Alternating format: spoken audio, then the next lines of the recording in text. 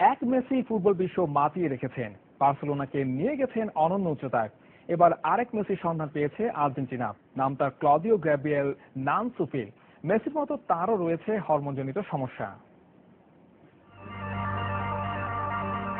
বয়স মাত্র ৮, বল পায়ে তার কসরত রীতিমতো আলোড়ন ফেলে দিয়েছে ফুটবল বিশ্বে। অবিশ্বাস্য বল কন্ট্রোল, ড্রিবলিং চমকে দিয়েছে তাবৎ ফুটবল বিশেষজ্ঞদের।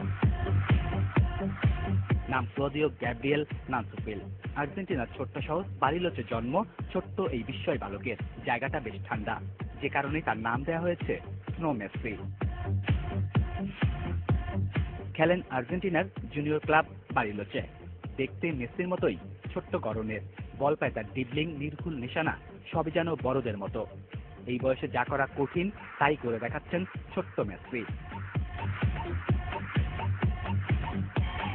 পশ্চিম আর্জেন্টিনা ও মধ্য চিলির মাপুচে থেকে উঠে এসেছেন তার পরিবার।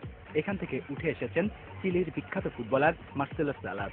তবে ক্লদিওর গড়ন, খেলার ধরন সবই লিও মেসির মতো। এল পুলকার মতো ক্লদিওর রয়েছে হরমোন সমস্যা। এ যেন মেসির ক্লোন।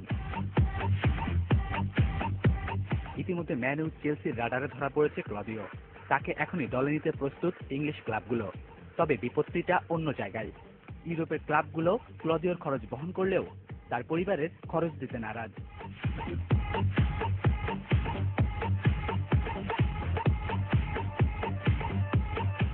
তবে স্প্যানিশ ক্লাবগুলোর আইন অতটা কড়া নয়, তাই স্নো মেসির জন্য বার্সা বা রিয়ালই হতে পারে উপযুক্ত club. Shamim Ahmed, independent news.